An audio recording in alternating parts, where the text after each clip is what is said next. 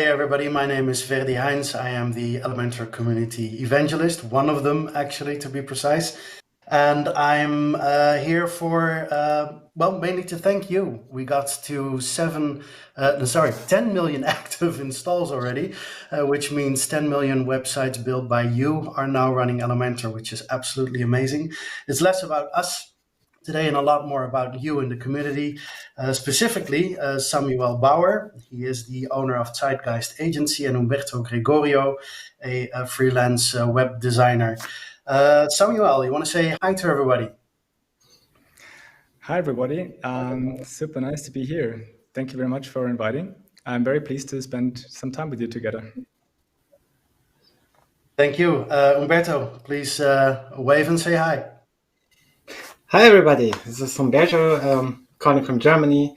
I'm super happy to be here, and hopefully we have a great time here the next hour. I'm sure we will. By the way, for everybody who just tuned in, please feel free to ask any questions. Not all questions may reach us, but we try to answer as much as we can, of course, while we have this conversation. It is mainly unscripted. We have a few questions, but it's more a conversation. So chime in with anything you'd like.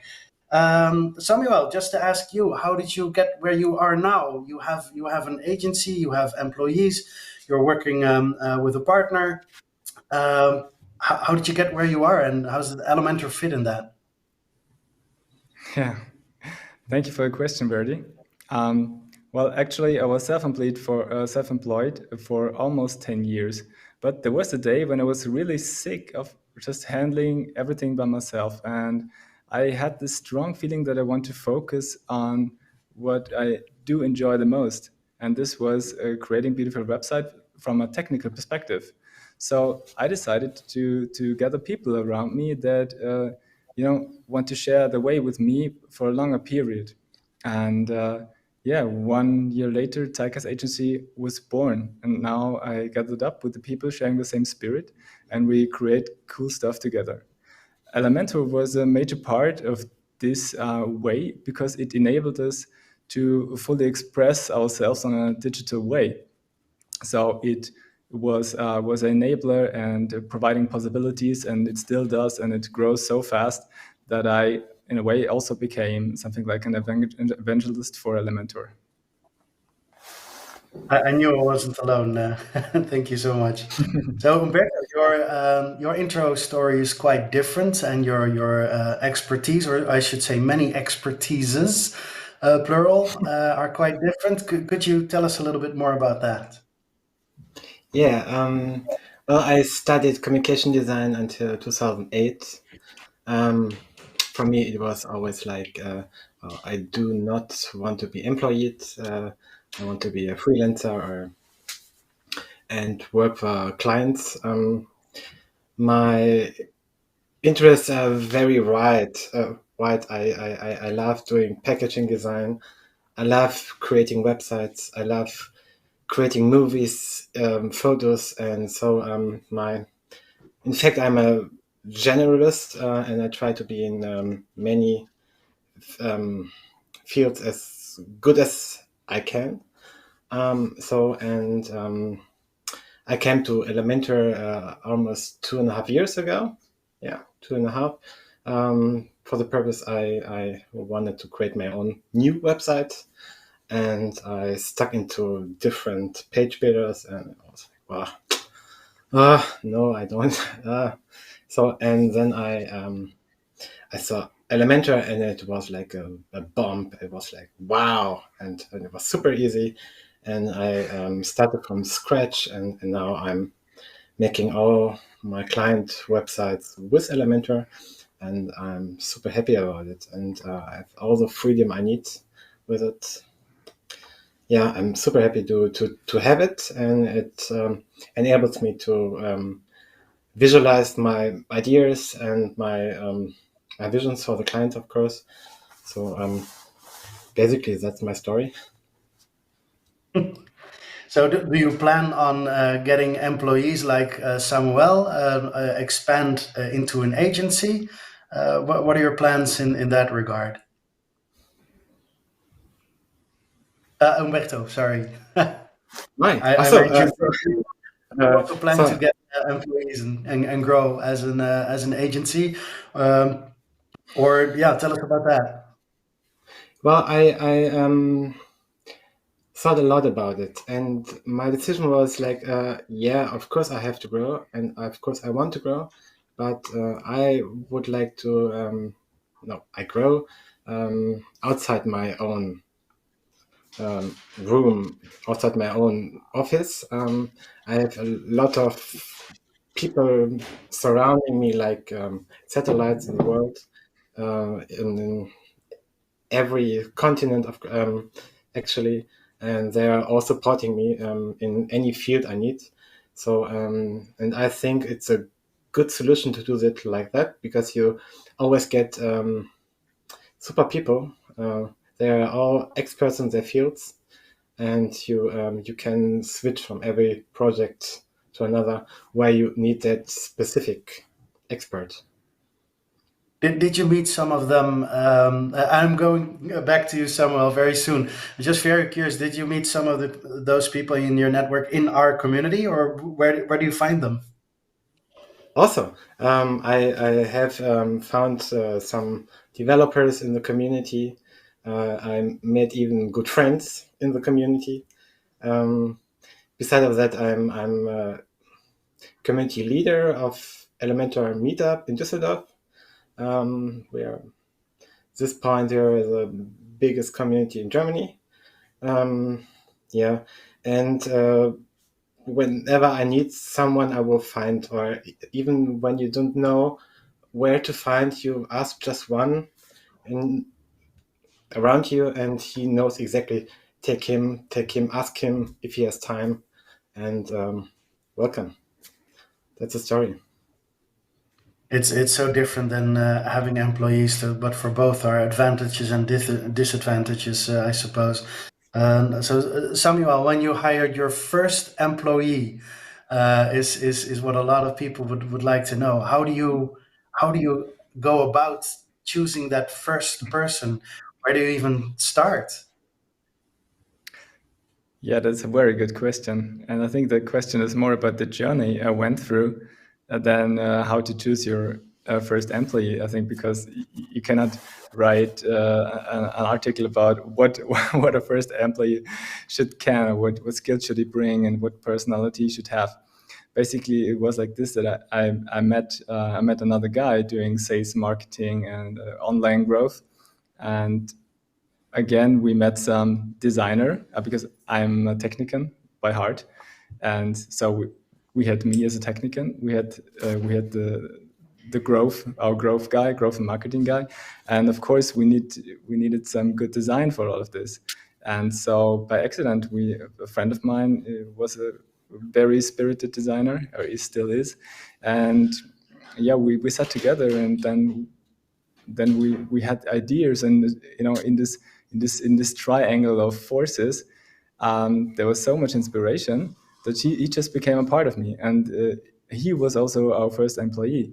But that was actually because 2 years ago he bought a flat and he had to pay his duties and all the stuff, so he had to have a solid income, and that's what we guaranteed for when we employed him. So we got our first project together, and we made it really good, and we grew together. So he's part of our core team, and soon he's becoming even more than that. So our first employee was actually something like a partner, and is still very strong partnership. The other employees, they came by accident. Well, we were not sure how to look for them or how we should do it.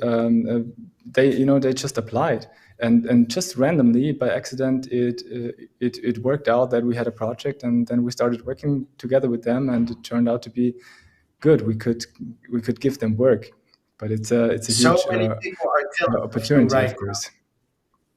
So many, yeah, no, sorry to interrupt, but so many people are Sure. jealous of you right now. Finding good people by accident. That's quite a dream. But no, you're very very lucky to start that way. And one more question for you, Samuel. Actually, I'd like to know from both of you guys, but you first. So, do you work for a specific kind of clients with your team, or do you give your team members different areas to work on? Is there anything you'd like to share on that? Yeah, regarding our clients, I mean, we would choose our clients, but mainly from the aspect of that they value the work we do, and because we value them as well. So if we get requests asking for I don't know, like cheap websites, or I just want something, we just want a logo. We don't go with that. We want a client that sees the value of a solid branding, of an awesome website, and we want to go with them, and we want to grow with them too. So that's basically what we're aiming for. But beside that, we work across all branches, and we work for our clients.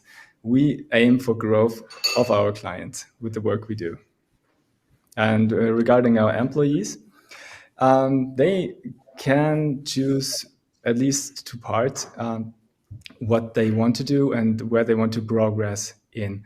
But of course, sometimes we just have to do stuff. That also applies to me, and I just have to do stuff. I have to give support, and sometimes I cannot even get salary for this. But that's another thing. The big downside of being a company owner, you have to put yourself last when you have employees. Yeah. Totally get that. So, Umberto, we know of your, we know a few of your many disciplines. What kind of customers are you working for, or kind of assignments? And could you maybe tell us a little bit about the process into what assignments you do or don't accept? Mhm. Basically, it's the same as I do not have any specific branches where I work for. In my packaging area, it's basically it's wine and some breweries. I get some cosmetics. So the main branches I have in packaging. In web creation, it's a big bandwidth. There's no specific client, I would say.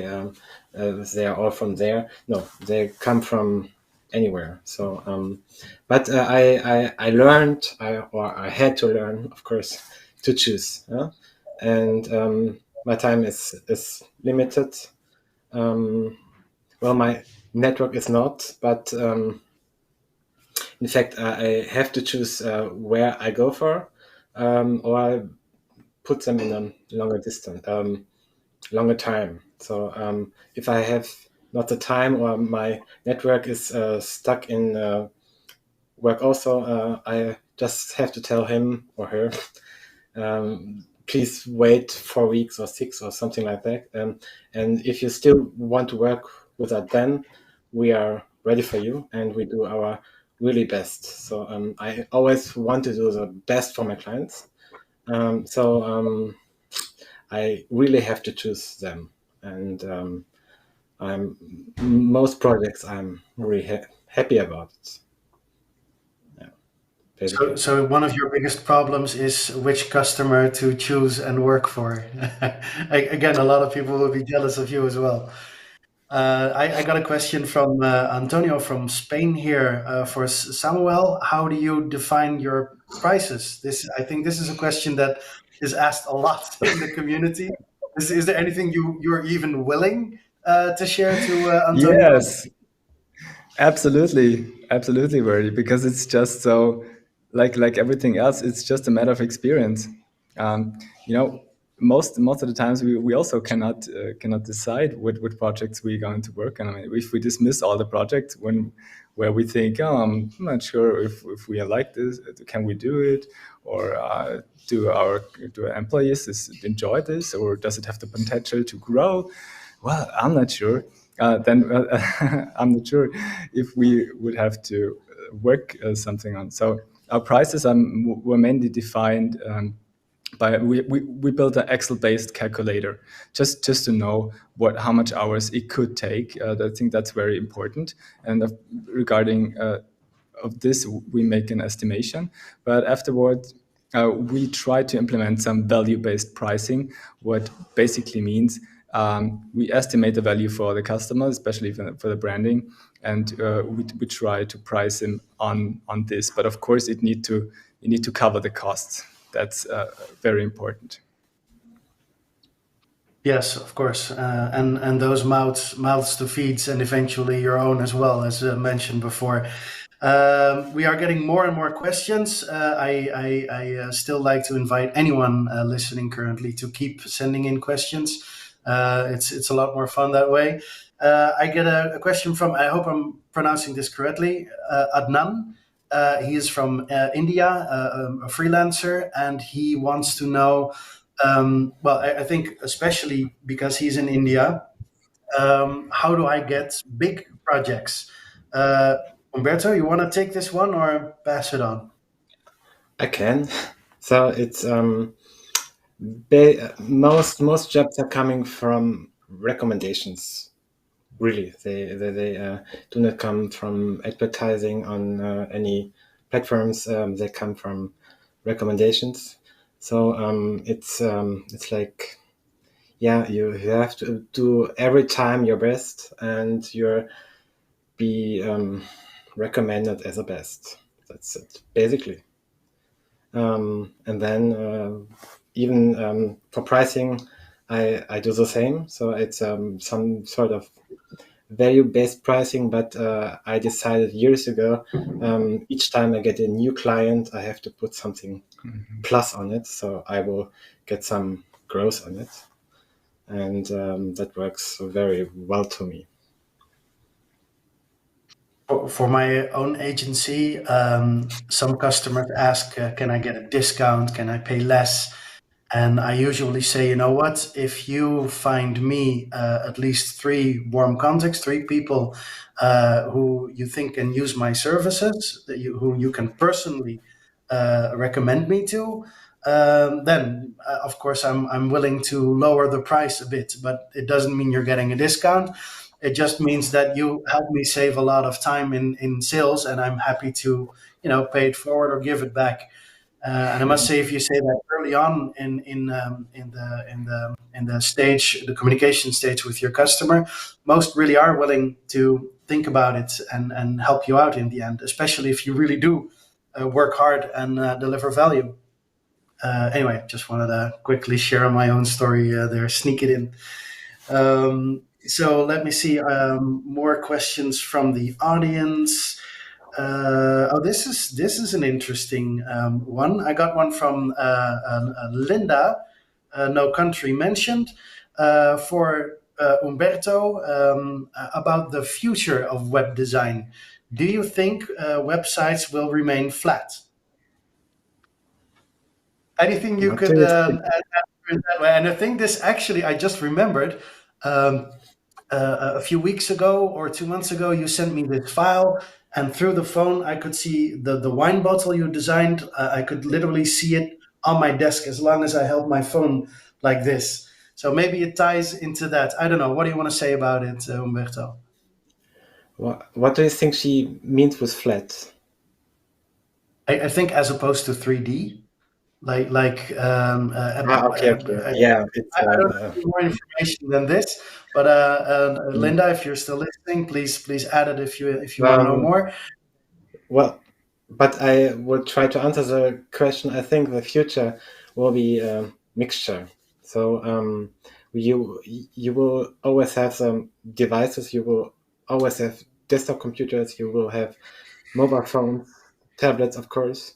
But I think in the near future, we will have also new kind of presentations like augmented reality. You have mentioned mentioned right now. It will be huge for the whole industry. I think so.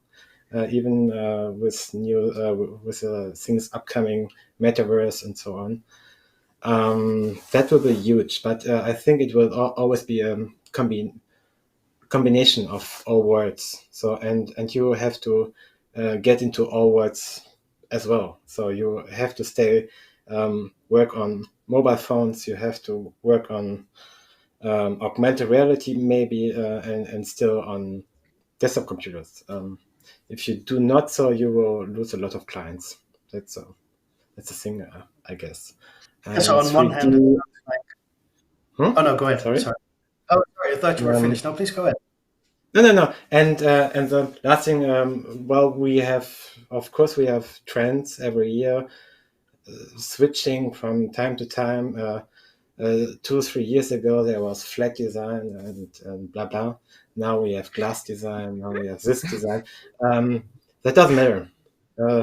I think good design will matter in the next 100 years. Will not change, but the media will change how we use it. I think you nailed it there. I cannot agree more. I think good design is something we've been doing for hundreds of years before there ever were websites, and now we have websites and later augmented reality, which are part websites. And who knows what the future is going to give us? But it's still a design, and it's still a specific skill set. It's just the new tools you need to learn. I got a question for Samuel from Jason. I'm currently a freelancer thinking on starting an agency. What should I think of before taking the step? Do you have any advice? Oh yes, Jason, I do have. So thanks for asking, because that's a wonderful question. Very exciting, because when you're on a way with yourself, you will grow with your experience and with the challenges you face. But yeah, maybe there comes a time when it feels right, and maybe it's the same for you. So I mean, what can you do? What you can found a company, like go to the court and register a company, or find yourself some partners to work with. But that's also on the formal stuff. I think you can, when you open yourself up to an agency, to have employees and everything else that comes with, maybe rent an office like we have here, then you can decide to try, but no one can guarantee that it will work. You need enough clients, enough projects to work on, to bill for, do some calculations, and just try to start the journey. And when it opens up to you, if it should work, then I think you will feel it. Don't take hundreds of thousands euros from the bank and try to force it. You know what I mean? That's just the difference. Very good advice. Oh, more and more questions. I love that. This one's for Umberto. Oh, I think you're gonna like this one. So I see a Red Dot Award on your shelf. Congratulations. What was it for? Also, what percentage of the time do you spend on designing and what tool compared to building your design in Elementor? So there's this kind of a three in one. Where do you want to start? Well, I start with some awards here in the back. I have an office in Düsseldorf also. They're hanging there. Um, the question was, how long do I stay? Well, I try to stay as long as I can. So it's I try to spend most of my time on designing, not on making phone calls or writing emails. If I say it in percentage, I'm trying to have around 75-80% on design, and the rest is communication, Slack, and so on, writing emails, and that's the time. But in fact, it never stops. Even if I do not sit in front of my computer, I'm always designing in my head. So it doesn't stop. Basically, I'm even when I sleep, maybe. I don't know. But my idea of design is that we always work on projects, even if we don't sit in front of it. Could you? The second question was. Oh, Um, I think the percentage how much you spend time designing as opposed to building your design in Elementor? I suspect there's quite Okay. some Yeah. between the two. Mhm.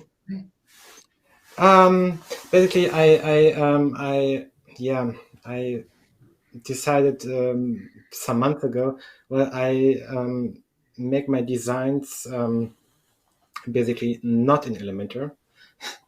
I do it in Adobe XD because it's much faster, and you can be more creative on tools like that or Figma. And but then it will be turned into Elementor, and for me that step is really important to know both words. Classic design on in Figma or in Adobe XD, and then Elementor, and I know both words, and I can get into it every time. So, and the supply chain, if you want to call it like that, is like okay, I make the design here, and then I put it to any freelancer. Sometimes out in the world, they make it, they translate it into Elementor, and then I can make the last 10% on it.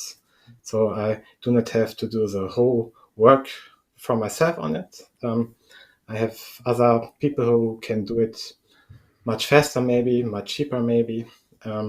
But I can always put the last 10% on it.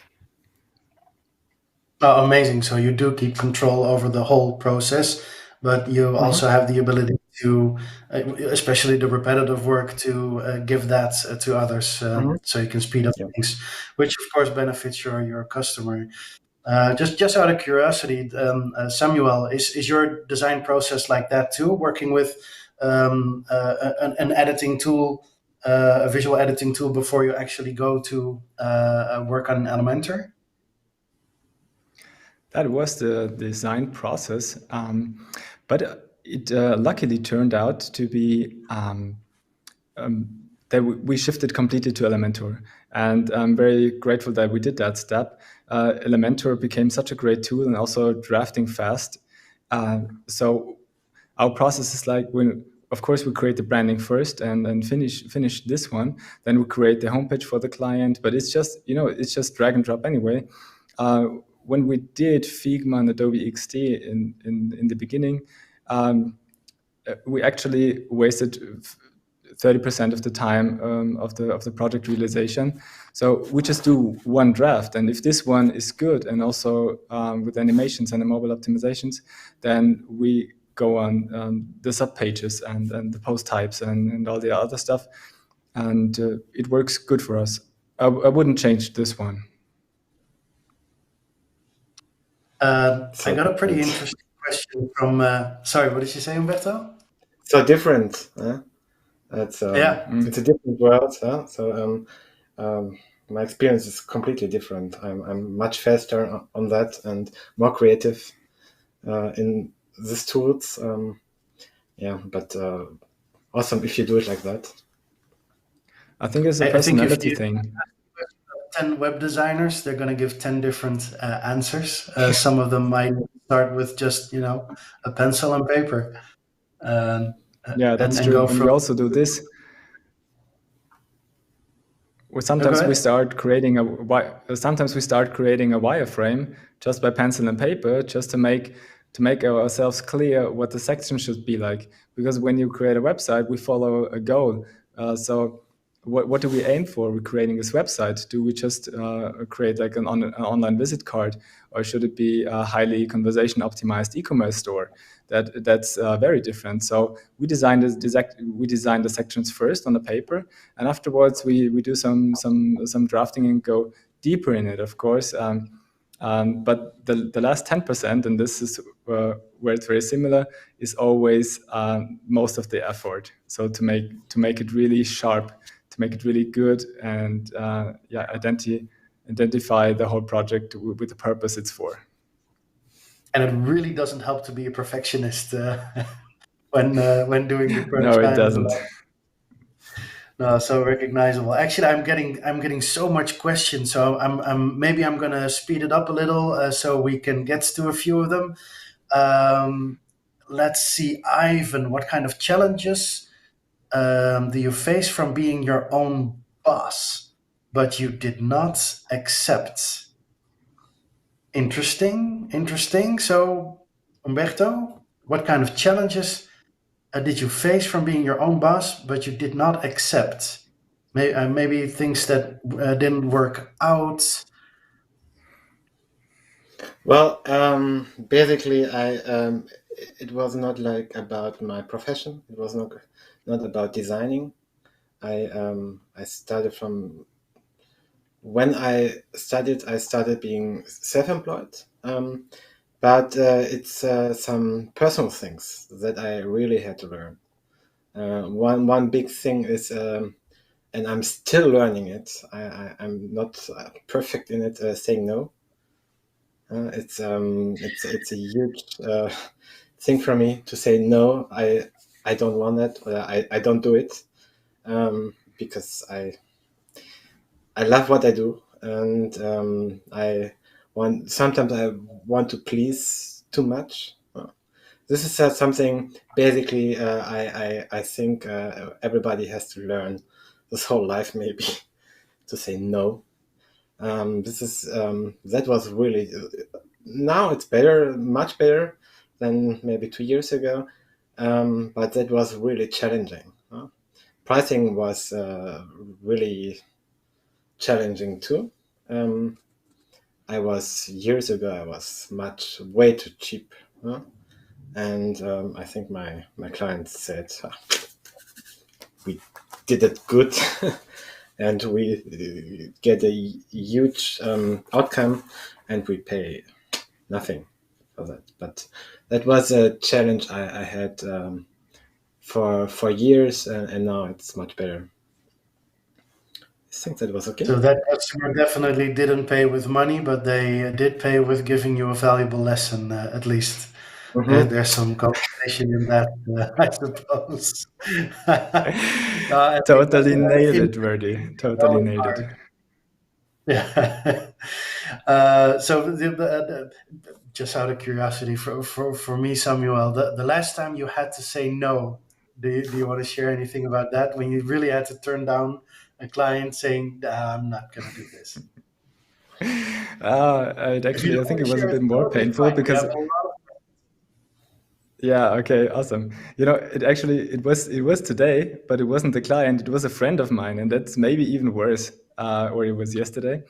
You know, it was very valuable what Umberto said regarding saying no and your own pricing and the value you feel for yourself. And communication is another thing. Are you going to be available 24/7? When you start something, that's sometimes the approach you have. You want to do everything super fast. You want to be available all the time, maybe even on weekends. But maybe you have to go through that. But now is the time that you can ask yourself, everyone out there, do you really want that, and is that good for you?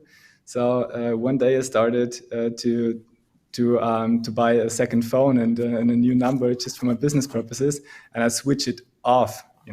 I switch it off in the evening and switch it off on the weekend and not available. And the situation was that a friend of mine, he was texting me, "Hey, can I make some changes on my website?" And I was like, "Yeah, sure. I'm going to do it." Or he was just dismissing his call afterwards.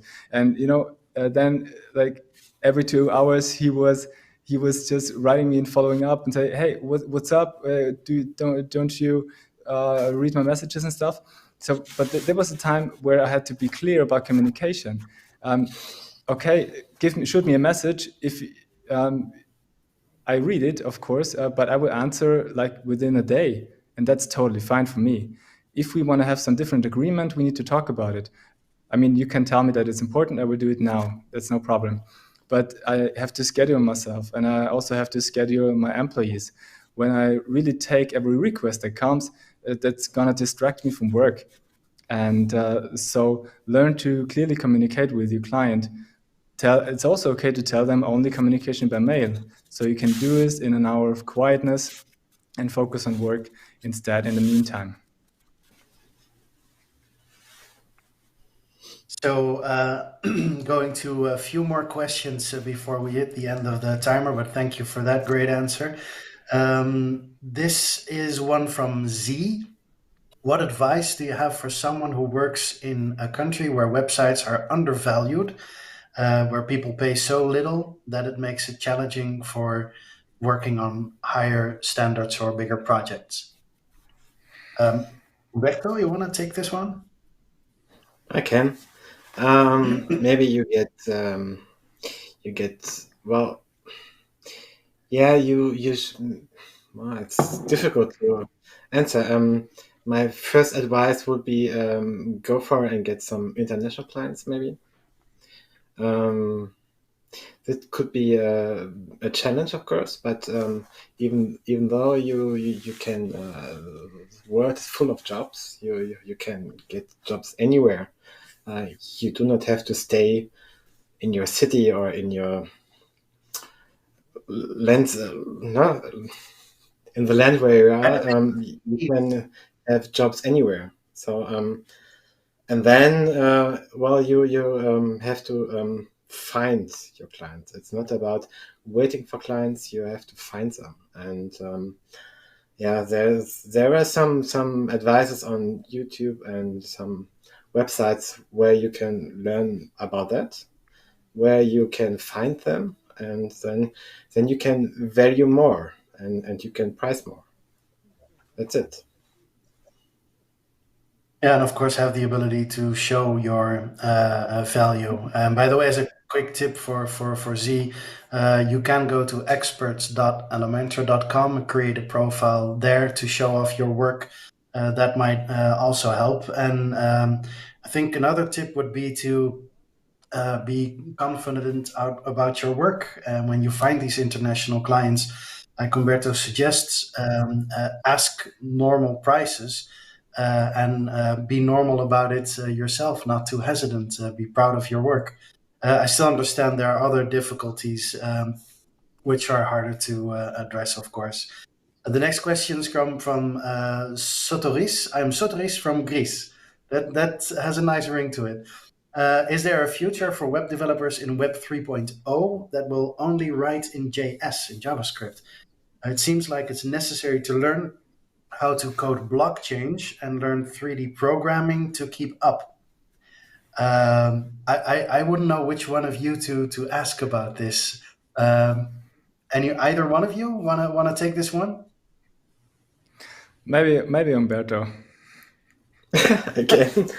Uh, Yeah, yeah, that's a most 3D huge future. experience. Yeah, even the blockchain, I'm thinking about. I have two clients on that. Well, yeah, it's a huge, extremely huge market. Huh? I think Web 3.0 is still a word, still an idea which is coming up, but I bet in I don't know 5 years, 10 years maybe.